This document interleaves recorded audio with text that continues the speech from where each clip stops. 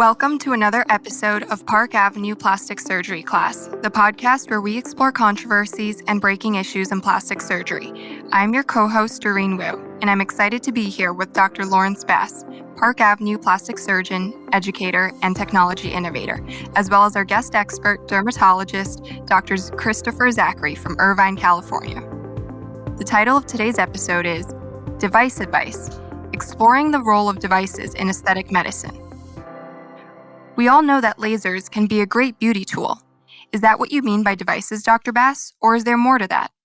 Well, lasers are certainly one of the devices we're talking about, but there are a whole range of devices that are useful in aesthetic medicine.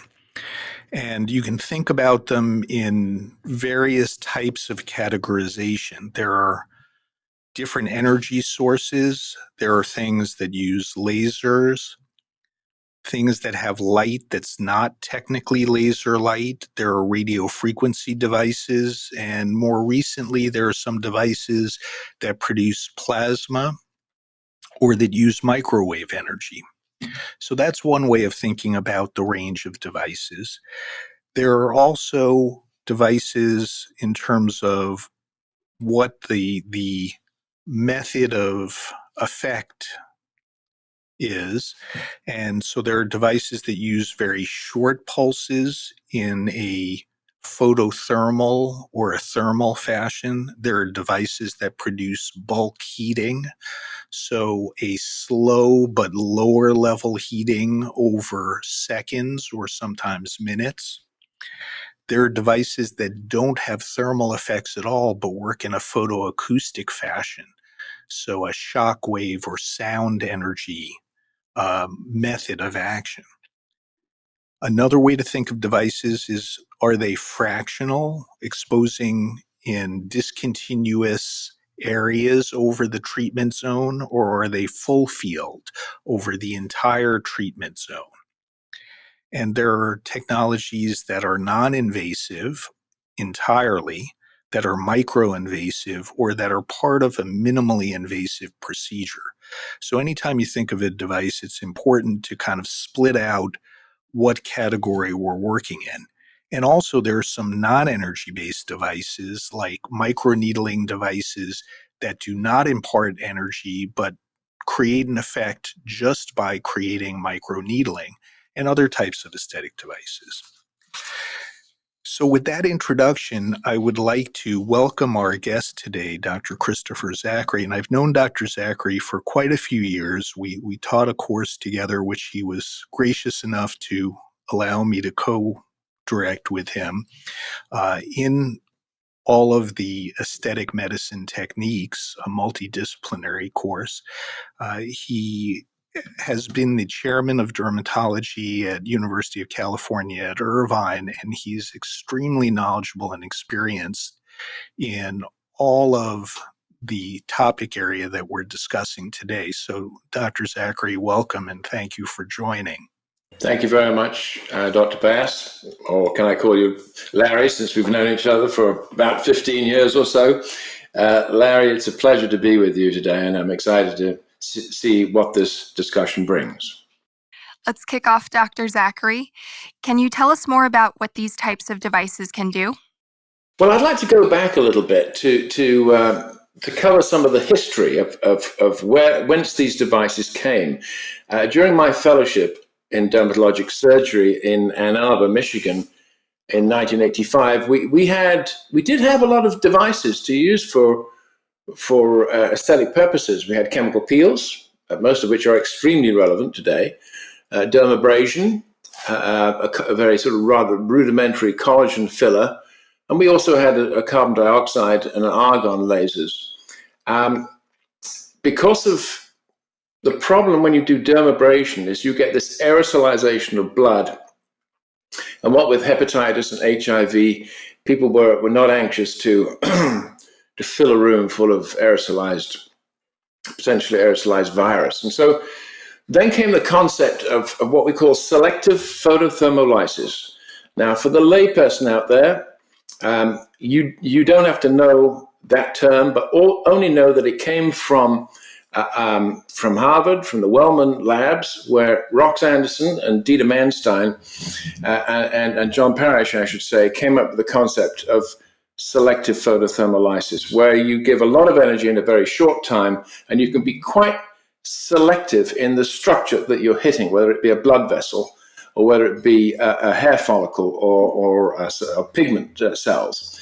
And then, of course, came the Q-switch lasers, very, very short, that allowed you to take out tattoos and pigmented lesions. And then subsequently, all the resurfacing devices, body contouring, skin resurfacing, tightening, and of course, combination therapies, because it's never about one thing. It's always a combination of fillers and toxins and devices and plus or minus surgery. But if somebody needs a facelift or a neck lift or something, then they need surgery. These devices are never going to give you that sort of benefit. But on the other hand, a facelift by itself in somebody who's got very extensive sun damage is never going to improve the quality of the skin unless you add some of these. So that's the history here of where these devices came from. And in terms of future devices, we have to use our wide-angle lenses.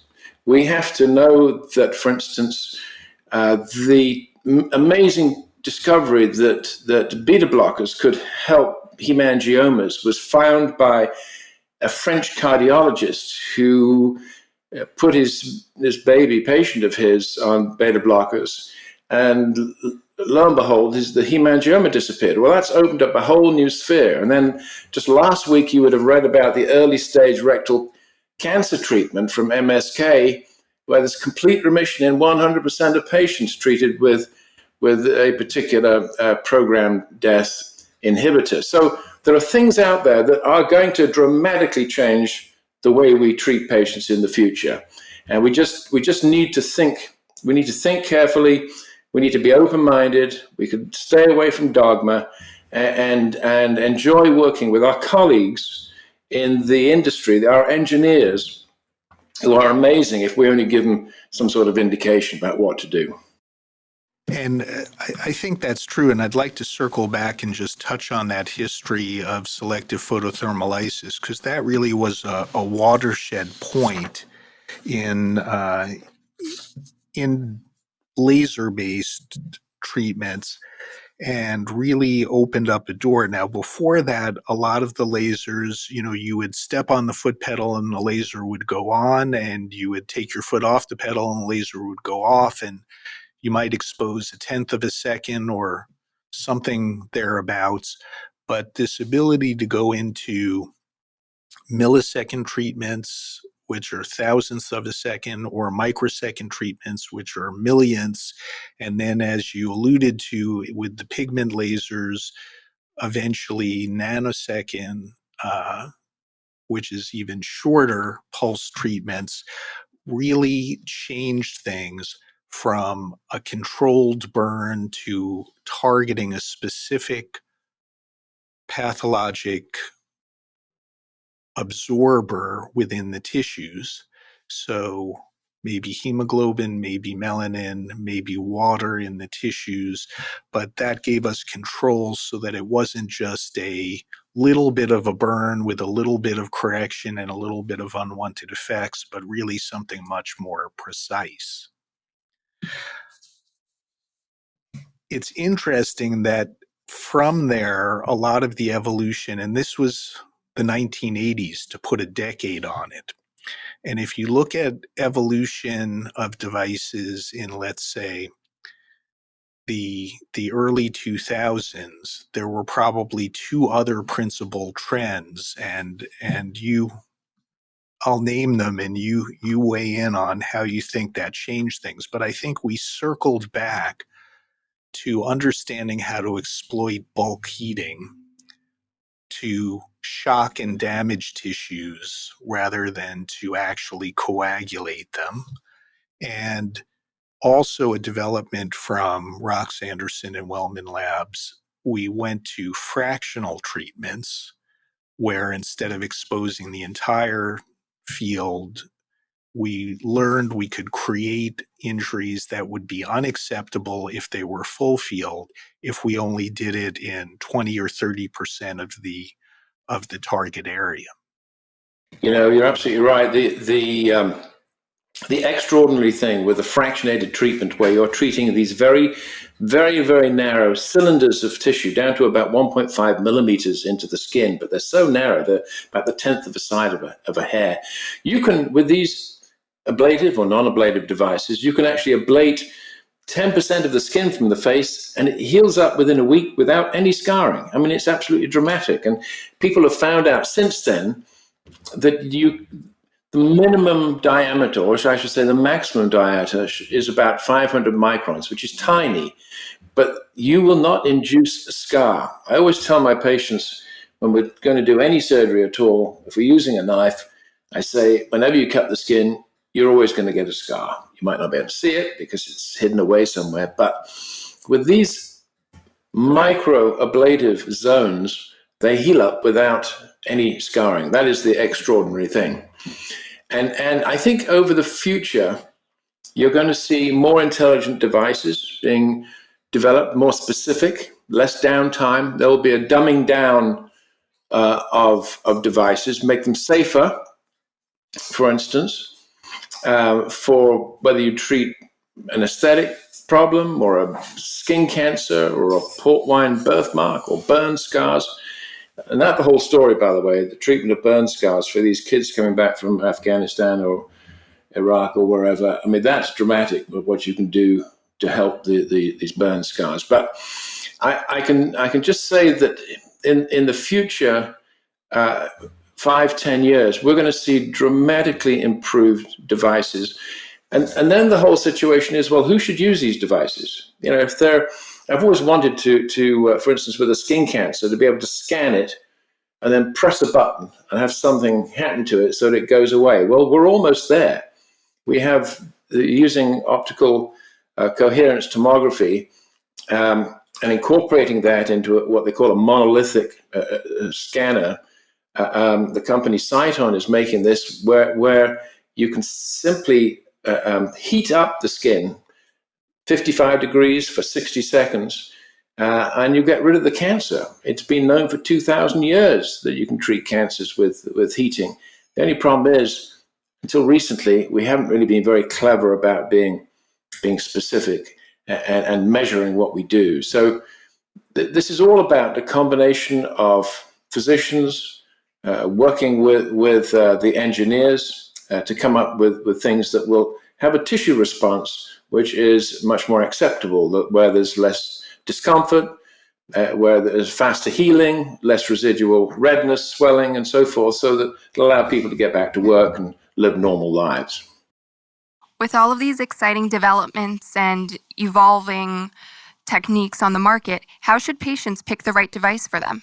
Oh, well, look, it's a whirlwind.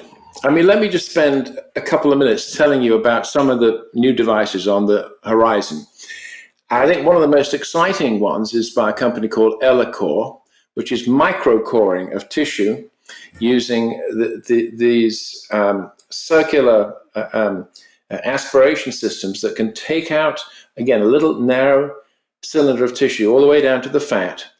And these patients heal up within less than a week, without any scarring. So look out for Ellacor. So microcoring is going to be very impressive.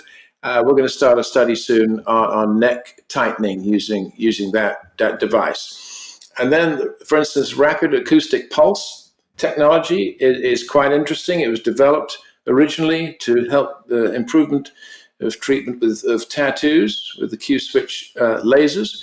But it's been found since then to be very effective at improving cellulite, which, of course, 97% of all women have, and some guys, actually.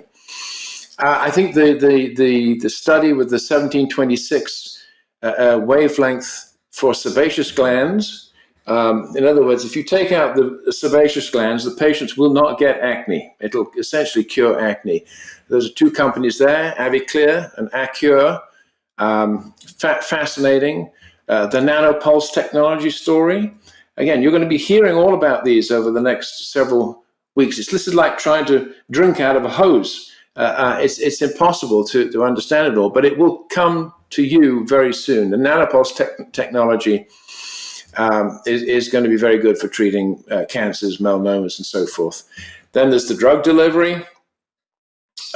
These devices will help increase the absorption of any topical agent by 20 to 40 times. I don't know if you've heard of photodynamic therapy, but that's very good for treating patients who've had a lot of sun damage. That, again, will be helped with these devices. I think we've been disappointed with the new Prima device, which is the second generation pulse dye laser. But on the other hand, Lutronic has now come out with the Derma V. I don't know if you've had a chance to look at that, Larry. But that it will challenge the pulse dye laser, frankly, for port wine birthmarks. There's all the L-therapy, the ultrasound devices. There's a second generation ultrasound device coming out from MERS. And then, of course, the Softwave, which is really capturing the imagination. These devices are there to tighten the skin of the face and neck. They don't do a whole lot, frankly. But again, if you don't want surgery, then it's a good way to go. I don't actually use the body toning devices or electromagnetic muscular stimulation, two devices there, Cool Tone and M-Sculpt.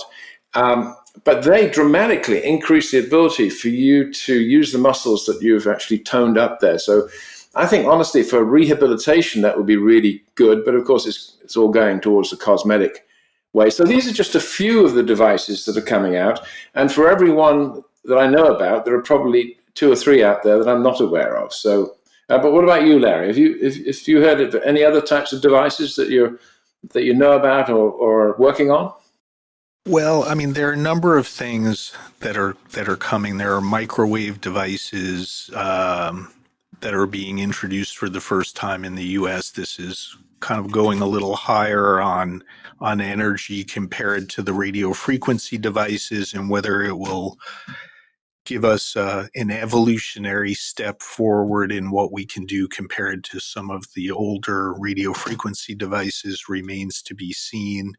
But I want to circle back to some of these things that you mentioned and discuss a little bit what may be going on with some of them. So, we talked about fractionated treatments and the ability to create injuries or wounds that are different than what we create in a full field fashion. We can go deeper than what would heal normally by doing that. And you mentioned the Elocore microcoring that doesn't use high tech like laser to do that, but is a mechanical device. But it has been observed that even these full thickness injuries, which if they were made with a scalpel in surgery would heal with a scar, heal in a scarless fashion. So there's a different kind of healing here that we've known about really for better part of 20 years, but we haven't done a lot of biological investigation of to really understand, there's some rough thresholding to how big a core you can take before you might land up with a scar, but we don't really understand biologically why.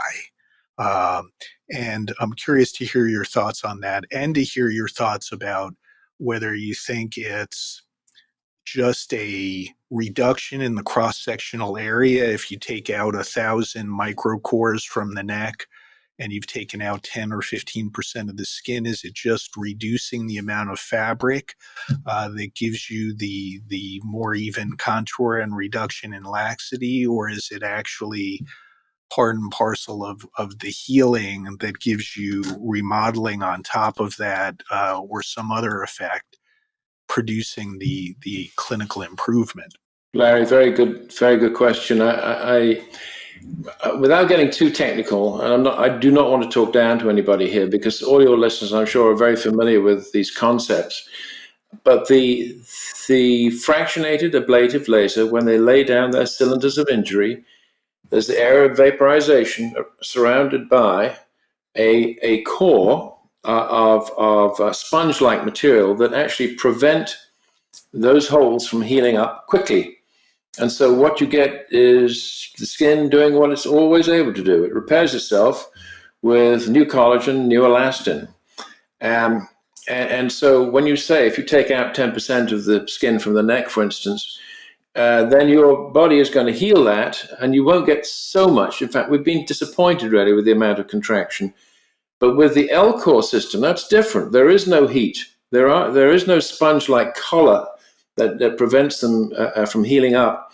And consequently, these actually heal up within a couple of days in an elliptical manner. You might take out a circle, but it actually heals up very quickly along the lines of relaxed skin tension, so-called. And as such, I do believe that it will be superior to the fractionated ablative lasers, which I love. I was involved in the early studies with those. But as we progress, we understand that there are other advances to be made, and I think the L-core is one of them. So we'll see where that goes. Let me say one other thing. There's a concept out there which is very difficult for us to, you and I, it's very difficult for us to encourage some older-fashioned physicians to understand. And then when you cut the skin, when you get a scar, it's actually much better to get in there early than wait for a year or two. And many people are told by their surgeons, you should wait for a couple of years before you do any laser surgery or cosmetic surgery. It's absolutely not the answer. You should get in there within a week or two to use these fractionated lasers, ablative, non-ablative, doesn't matter what. They all allow new collagen formation. And when you have a burn scar, which provides a sheet of new collagen, which reflects the light in a certain way. So that's why the skin of a burn victim looks shiny and white. If you actually create numerous fractionated areas of injury, you are going to provide a pixelated new collagen, new elastin, which will reflect the light in a very different manner. And so I'm actually I'm so thrilled that our joint operations between our plastic surgeons and dermatologists and others interested in laser surgery have been able to work together with particularly our patient kids who have been burnt and fires and so forth to dramatically improve the appearance. So anyway, that's me rambling on a little bit.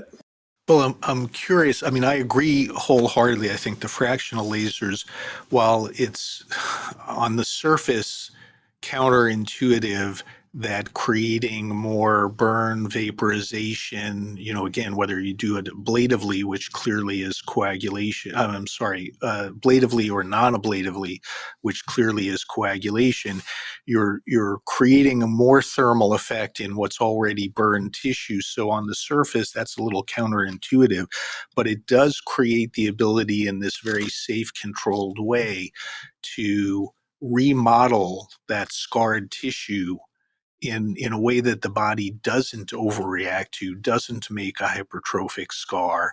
And you see both an immediate dynamic improvement in the compliance of that tissue. So if you have a burned hand that you can't flex and extend, immediately after that treatment, there's a good improvement in mobility, and it then facilitates the ability to go in there with physical therapy and get more motion and a cosmetic improvement of the scar. But separate from that, some people will use pulse dye lasers or other vascular lasers early in a scar's life. And early is important, exactly as you said. I agree completely. To try to reduce the amount of vascularity in the scar and maybe circumvent some of the inflammatory response that's taking place in an effort to abort the development of a nascent hypertrophic scar. Do you think that's an important component as well, or you think the fractional lasers have kind of eclipsed the use of the pulse dye laser and other vascular therapies? No, I agree 100%. We treat scars particularly red scars with the pulse dye laser. We might do that before we use a fractionator device. I think every case needs to be assessed independent, one from the other. And I think that the pulse dye laser, as you say, if that's all you have, then you can actually do a lot of good with it. Here's the problem, though, Larry. You and I have probably got 10 or 15 devices, maybe more, at our availability. Most people they might have one or two, if that, and then they have a dilemma. First of all, what to do when this sort of patient shows up in the clinic, and secondly, what is their next device they should get? And I might just ask you the question. I want to turn the tables on you. What is the number one device you would get if you were going out 25 years ago? I don't know how long you've been in practice, but what's the number one device you'd get if you were just starting up? So, and that's a question that gets brought up a lot of times at medical meetings, especially in a laser training course or a laser panel. And the answer is, of course, it depends. Because there's no universal one. It depends on what specialty you're in and who your patients are. So if your patients are young, they might like laser hair removal and those sorts of treatments, or they might like a body contouring device like cool sculpting. Yeah. If you have a facial rejuvenation practice like mine, I think, a key component of what I offer my patients, in addition to things like surgical facelifting, is the ability to treat wrinkles and photo-age skin by doing laser resurfacing.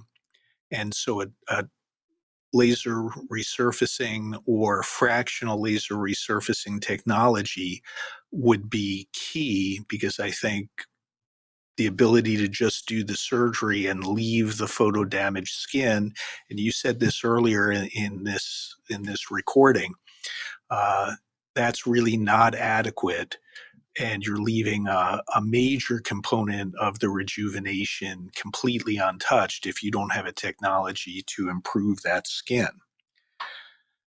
So I think that's the big split. The younger population will probably be in some kind of body contouring device or an IPL that can treat hair and some early pigmentary change, and someone who's treating more of a rejuvenation population that's middle-aged and beyond is seeking a more aggressive laser for something like resurfacing. And of course, there are devices that combine these, like the Cyton technologies that you were mentioning earlier, that has a multi-modality platform where you can buy one and then add another modality later if you discover that there is a substantial demand in your practice for that alternate technology. Yeah, totally agree. And as always, you don't make any decisions until you see the patient, you talk to the patient, you sit down in front of the patient, and you have a conversation, an extended conversation, so you can see them sad, see them happy, look at the way they smile, look at the wrinkles, look at the laxity, and so forth. So in your own mind, you think of what you can do to help them. But, of course, you have to ask them, what is it, ma'am or sir? What is it that we can do for you? What troubles you? And they might point to something very different that you hadn't sort of noticed. And also in our therapeutic ladder, if we've got 10 lasers in the surgery rooms, at the bottom of the therapeutic ladder, there are still things that work very nicely, that are inexpensive and work very well. For instance, things like retinoids. That has been the biggest development in the last 50 years. The retinoids, like Retin-A or Tazorac or Adapalene, they've made a huge difference. And if our patients start off using retinoids for 3 months, 6 months, they will going to see a dramatic improvement in the color, texture, tone, wrinkles, and so forth. So I think it's always a good idea not to jump to a device, and it's all about what can we do for this patient. So, I'd read that begs another question that I'd really like to ask you and take advantage of your medical dermatologic expertise that I, as a plastic surgeon, don't share. Contrast for me the benefits of retinoids compared to alpha hydroxy acids and beta hydroxy acids like glycolic acid, lactic acid, pyruvic acid, because this is one of my personal pet peeves that everyone jumps on glycolic acid because you can go to the local pharmacy and buy a bottle of something for $10. But I don't think you're getting the same out of it as you get working with a retinoid. So explain to me what the retinoid is able to do in the skin that the alpha hydroxy acid like glycolic acid is not. Well, first of all, retinoids have been extremely well studied. They came out of Philadelphia, where some basic science went into the development of these drugs, so that you know that it's going to increase the amount of collagen. You know that it's going to reduce precancerous agents. You know it's going to get rid of lentiginous, those liver spots or brown spots. You just know, and you can see this. You can measure it. You can look at the amount of glycosaminoglycans in the skin and so forth. Now, that's not to say that there haven't been some good studies on the alpha hydroxy acids, for instance. The problem is the cosmeceutical industry in this country is just not regulated.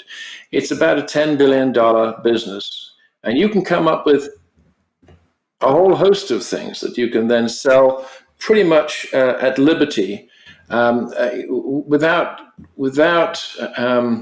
knowing much about it. So the difference really is that one has been studied thoroughly and has been evaluated and has been approved by the Food and Drug Administration, and most of the cosmeceuticals have not. Now, there are some countries, I believe Japan is one, which are now regulating cosmeceuticals, and I'd like to say I think that should happen here. But here's the problem.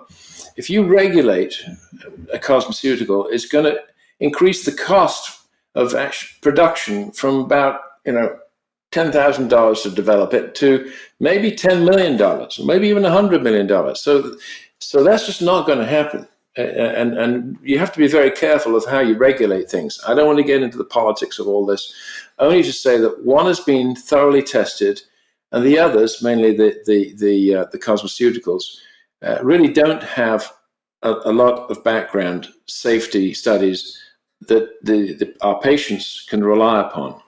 So that for me is the biggest difference. We don't sell much in the way of cosmeceuticals in the clinic. I believe in 5 things. I believe in sunblock. I believe in moisturization. I believe in retinoids. Some of the alpha hydroxy acids are absolutely fine.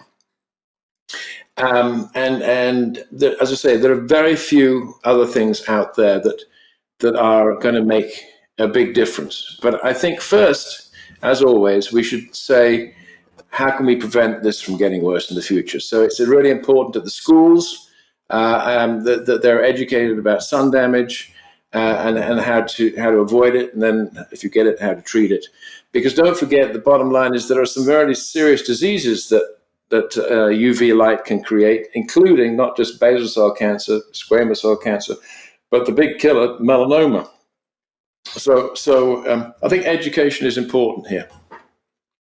Well, this has been a thought-provoking episode. Our listeners are always interested to learn about what's coming down the pipeline and hear about new things on the horizon. Before we close, Dr. Zachary, what should our listeners take away from today's episode about the world of energy-based devices? I think we should expect more from our physicians and engineers and probably from the FDA as well. We need those of us who are in the healthcare business need to observe natural phenomena. Rox Anderson's very good at that. We need to use our wide-angle glasses just to see what what works, what simple things work. We definitely should expect to use more technology. When you go for an ophthalmology appointment, for instance, before you ever see a doctor, they do an OCT of the back of the eye and so forth. I can imagine a time, or in dermatology, there's mole mapping and all sorts of things like that. I can see us requiring our dermatologists, for instance, and plastic surgeons to become more familiar with and to request the development of devices that are going to make a big difference. For instance, with a multiphoton microscope, which we have in our laboratory, immediately it's in our imaging room, which is adjacent to our surgery rooms, you can diagnose, without doing a biopsy, you can diagnose melanoma in situ, which is a killer. And there are other devices that we have as well that can make similar diagnoses. So we should make sure that we fund research appropriately, particularly through the NIH and through the universities and so forth, and help research institutions succeed. The institutions have been starved for money for over a decade. And I just think that not only should we appreciate the benefits that we're getting, but we should also, as users of medical care, we should ask for more in terms of more information, more safety information. We should make sure that we get the best advice, best education, and I can't think of a better format than this particular session. So thank you so much for asking me to be involved. Well, thank you, Dr. Zachary, for joining us. I always enjoy hashing through issues with you and putting my thinking cap on. I have to have my thinking cap to do it successfully with you. And I appreciate your sharing your broad fund of knowledge on all of these subjects. We really spanned a surprisingly large number of different arenas, and there's a lot of content in there. Just reflecting on that, I think for patients, I'll echo what Dr. Zachary just said, that we want treatments that are evidence-based, where we understand the basic science of how they work, and we have the clinical evidence that in fact they do perform in a way that's useful and beneficial and better than what we had previously. Working with providers who understand how technologies work makes it easier for you as a patient to pick a technology or partner with your provider to pick an appropriate technology for your care. Of course, there's no one best device or one right device for any given condition, and many of the products that the aesthetic industry has gotten through FDA and put on the market are extremely useful for addressing aesthetic concerns. And there is that whole arena of medical concerns, as you heard Dr. Zachary discuss very eloquently during this episode. I'll echo Dr. Bass and thank you again, Dr. Zachary, for sharing your insight and expertise with us. Thank you to our listeners for joining us today to hear about the evolving use of devices in treating beauty and aging concerns. I hope you found this episode as interesting and informative as I did. If you think of other exciting developments in plastic surgery that you would like to see us discuss in upcoming episodes, please reach out via email or Instagram. We'll see you next time. This is Doreen Wu, thanking you for joining Dr. Bass, Dr. Zachary, and me for this discussion of the role of devices in anti-aging and aesthetic medicine. Be sure to tune in next time, and don't forget to subscribe to our podcast to stay up to date with all of the exciting content that is coming your way.